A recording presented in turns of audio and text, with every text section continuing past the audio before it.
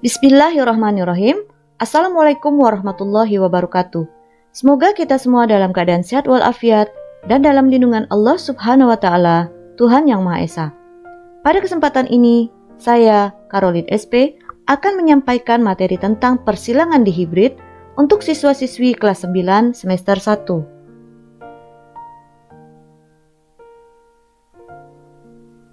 Tujuan pembelajaran.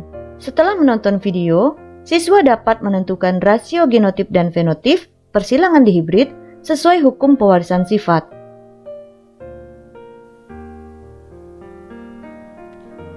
Persilangan di hibrid adalah persilangan antara dua individu sejenis yang melibatkan dua sifat beda. Misalnya, persilangan antara kacang ercis berbiji bulat dan berwarna kuning dengan kacang ercis berbiji keriput dan berwarna hijau. Di mana letak perbedaan sifat antara kedua kacang ercis tersebut? Yang pertama adalah perbedaan bentuk. Yang kedua adalah perbedaan warna. Perhatikan gambar berikut ini.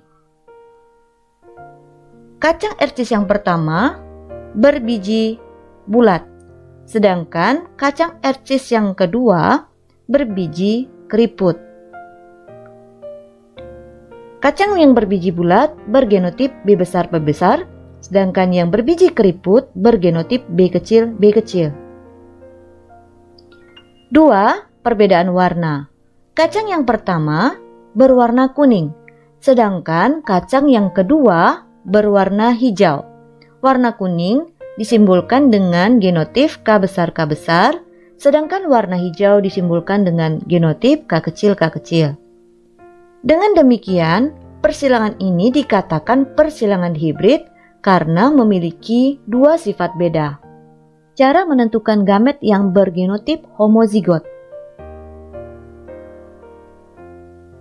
Perhatikan induk berikut ini yang bergenotip homozigot. A besar, B besar, B besar. Gamet yang pertama, perhatikan panah berwarna biru. A besar yang pertama dengan B besar yang pertama, maka akan menghasilkan A besar, B besar yang pertama. Selanjutnya, perhatikan panah yang berwarna merah. A besar yang pertama dengan huruf B besar yang kedua, maka akan menghasilkan gamet yang kedua, yaitu A besar, B besar. Selanjutnya, A besar yang kedua dengan B besar yang pertama akan menghasilkan gamet A besar, B besar. Selanjutnya adalah A besar yang kedua dengan B besar yang kedua akan menghasilkan gamet A besar, B besar. Gen A besar dan gen B besar yang ke-1 serta gen A besar dan gen B besar yang kedua akan memisah, kemudian kedua pasangan tersebut akan bergabung secara bebas sehingga kemungkinan gamet yang terbentuk akan memiliki susunan gen A besar B besar, A besar B besar, A besar B besar, dan A besar B besar. Maka gametnya adalah 1, 2, 3, dan 4 sama semuanya. Jumlah gametnya ada 4. Namun karena gametnya sama atau karena susunan genotipnya sama, maka hanya ditulis satu saja, yaitu A besar B besar.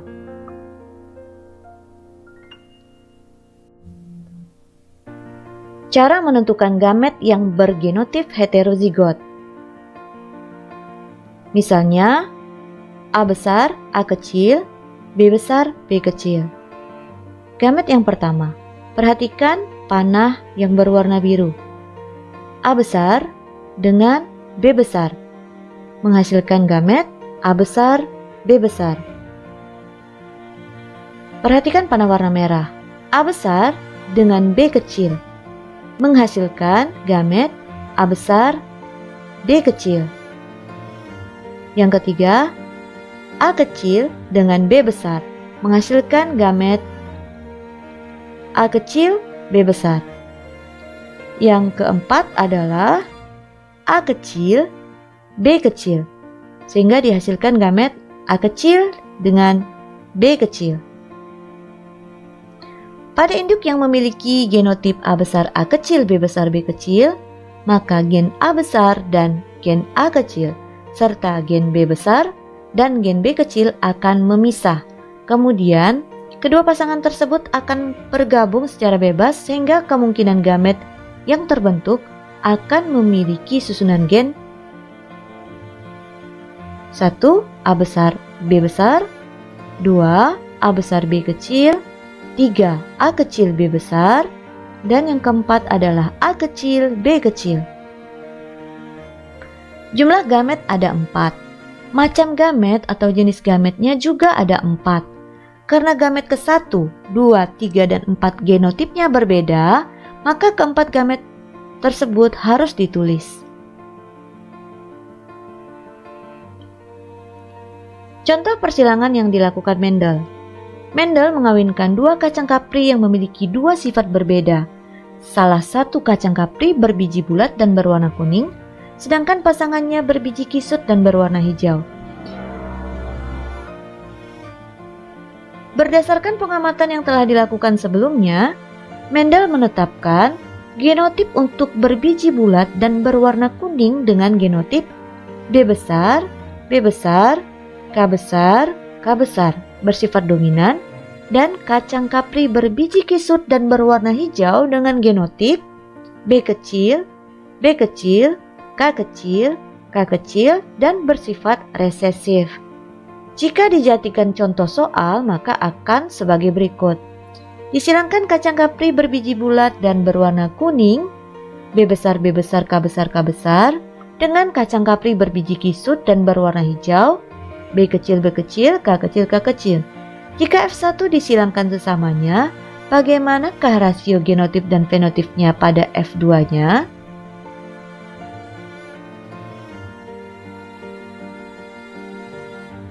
Caranya adalah sebagai berikut. Parental atau P1. Induk jantannya adalah B besar, B besar, K besar, K besar dengan fenotip bulat kuning. Disilangkan dengan induk betina B kecil, B kecil, K kecil, K kecil, kisut hijau. Nah, gametnya adalah B besar, K besar, karena ini merupakan homozigot. Kemudian, gamet yang betina B kecil, K kecil. Sama, ini merupakan homozigot, tapi yang bersifat resesif. Selanjutnya, filial pertama atau keturunan pertamanya. Bagaimana cara mendapatkan F1-nya? Caranya adalah dengan menggabungkan gamet jantan dan gamet betina. Kemudian huruf-hurufnya disusun terlebih dahulu. Misalnya, masukkan hurufnya dulu. B besar, B kecil, K besar, K kecil. Kemudian tentukan fenotipnya. Setiap ada huruf B besar itu menunjukkan bulat. Setiap ada K besar walaupun cuma satu akan menunjukkan warna kuning. Selanjutnya dikatakan nanti F1 disilangkan dengan sesamanya. Artinya keturunan pertama tadi disilangkan dengan keturunan pertamanya juga.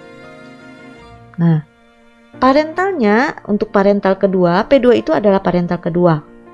B besar, B kecil, K besar, K kecil, bulat kuning. Disilangkan lagi dengan yang sama, yaitu B besar, B kecil, K besar, K kecil, bulat kuning. Nah, selanjutnya bagaimana? Selanjutnya kita tentukan gametnya. Nah, gametnya, seperti ini. Seperti yang tadi telah saya jelaskan, ada 4 macam gamet. Karena induknya ini bersifat heterozigot. Kemudian, bagaimana dengan gamet yang betina? Gamet yang betina juga ada 4 dan sama dengan gamet yang jantan. Karena fenotipnya sama-sama F1 Sambar bagan persilangan hibrid. Nah, perhatikan panah yang berwarna biru. Gamet tadi akan kita letakkan di bagian atas dari tabel punet ya, tabel punet. Kita isikan dari kiri ke kanan. Itu untuk gamet jantan. Gametnya yaitu B besar, K besar, B besar, K kecil, B kecil, K besar, dan B kecil, K kecil.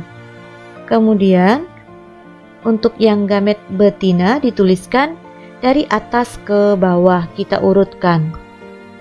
Baik ya. Cara mengisi tabel untuk mendapatkan F2. Yang pertama, buat dulu tabel punetnya. Karena gametnya ada 4, gamet 4 untuk jantan dan 4 untuk betina, maka dibuatlah tabel punet ini dengan 16 kotak. Ada 16 kotak, berarti nanti keturunan F2-nya ada 16. Bagaimana cara mengisi kotak-kotak tersebut? Yang berarti bagaimana keturunan F2-nya? Saya berikan contoh, misalnya untuk mengisi kotak 1. Masukkan gamet jantan, kemudian masukkan juga gamet betina, kita gabungkan. Kemudian susun huruf-hurufnya. Tuliskan dulu huruf yang B. B besar, B besar, K besar, K besar. Saya beri contoh lagi. Misalnya ingin mengisi kotak nomor 7. Yang gamet jantan B kecil, K besar. Sedangkan gamet betinanya adalah B besar, K kecil. Kita susun dulu huruf B, maka tuliskan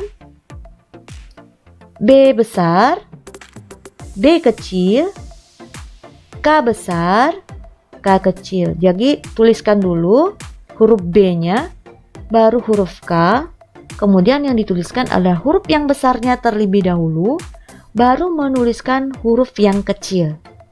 Satu contoh lagi, untuk mengisi kotak nomor 10, gamet jantannya B besar, K besar, sedangkan gamet betinanya adalah B kecil, K besar. Kita gabungkan huruf B dulu, B besar, B kecil, K besar, K besar. Nah, itu caranya untuk mendapatkan F2 pada tabel punet ini. Nah, selanjutnya ini adalah tabel yang sudah terisi 16 kotaknya ya. Sudah saya buat, kemudian sudah saya beri warna. Masing-masing warna itu menunjukkan genotip yang berbeda-beda. Nah, di sini untuk menentukan fenotipnya, karena B besar itu dominan terhadap B kecil, maka setiap ada huruf B besar walaupun hanya ada 1, maka yang muncul adalah sifat bulat. Contohnya pada kotak nomor 7 dan kotak nomor 10. Di situ ada B besar, B kecil, K besar, K kecil. Ya, B besar, B kecil berarti bulat. Ya, B besar, B kecil berarti bulat. Kemudian silakan lihat kotak nomor 11. Yang muncul adalah kisut ya. Nomor 11 kisut karena genotipnya adalah B kecil, B kecil. Demikian pula dengan huruf K. Huruf K itu dominan. Huruf K besar itu dominan terhadap huruf K kecil. Jadi setiap ada huruf K besar walaupun hanya 1, artinya bersifat heterozigot, maka akan muncul sifat kuning. Contohnya adalah pada kotak nomor 12. B kecil, B kecil, K besar, K kecil. K besar, K kecil itu heterozigot. K besarnya hanya ada 1, tapi yang muncul adalah warna kuning. Kemudian pada kotak nomor 15 juga sama. B kecil, B kecil, K besar, K kecil.